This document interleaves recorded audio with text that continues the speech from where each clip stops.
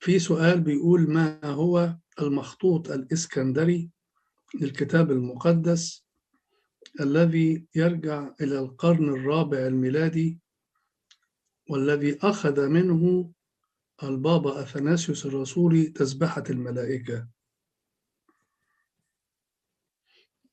تسبحة الملائكة في أصولها الأولى هي عنصر ليتورجي كاتدرائي، يعني ظهر في كنائس المدن، انتقل من الإسكندرية إلى باقي الكنائس الأخرى، وهي معروفة منذ القرن الرابع الميلادي. وتؤكد القرائن أن واضعها هو البابا أثناسيوس الرسولي، وأقدم شاهد لها هو المخطوط الإسكندري للكتاب المقدس الذي يرجع إلى القرن الرابع الميلادي. بمعنى أن المخطوط المذكور هو اللي أخذ هذه التسبحة من البابا أثناسيوس الرسولي، وليس أن البابا أثناسيوس الرسولي هو اللي أخذ هذه التسبحة من المخطوط كما يذكر السؤال.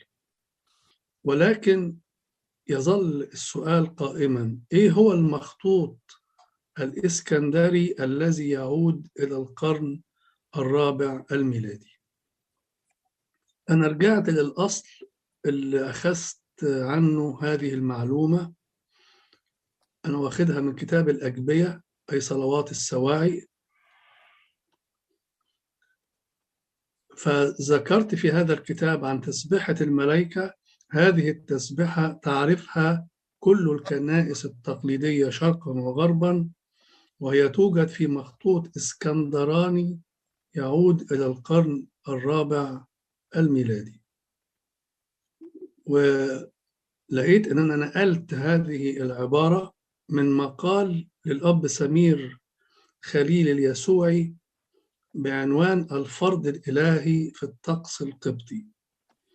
دي كانت محاضرة هو قالها في 4 أيار مايو سنة 1987.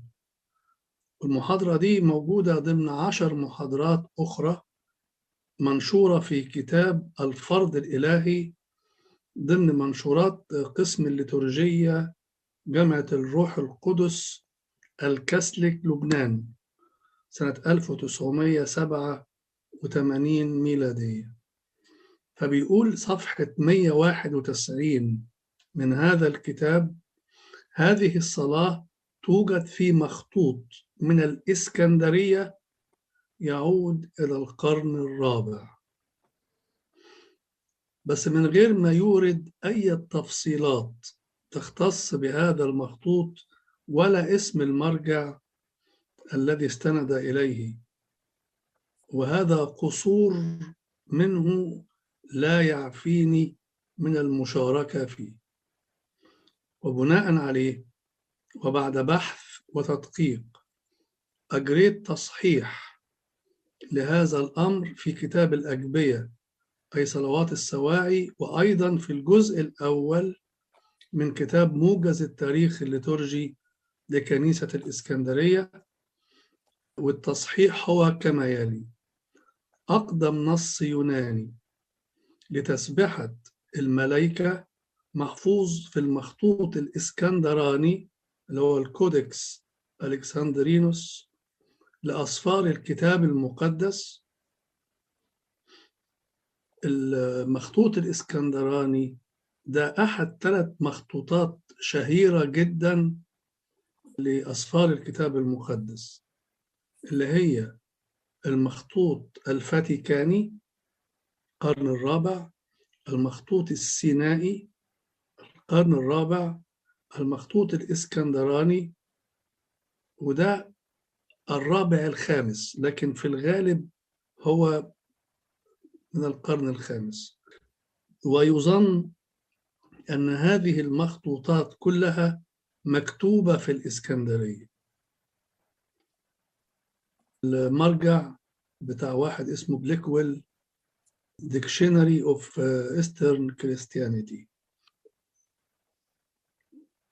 فأقدم نص يوناني للتسبحة دي، تسبحة الملائكة، موجود في المخطوط الإسكندراني لأسفار الكتاب المقدس، والذي يعود إلى القرن الخامس الميلادي.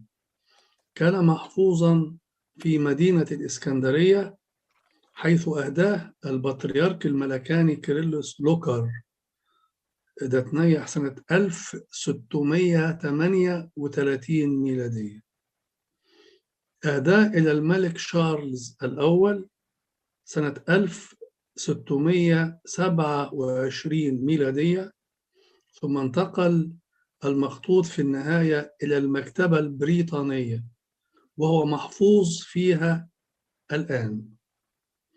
أما أقدم نص قبطي صعيدي لهذه التسبحة فهو محفوظ في رق بارشمنت، يعني بمكتبة برلين، يعود إلى القرن العاشر الميلادي. ده من جهة إجابة هذا السؤال.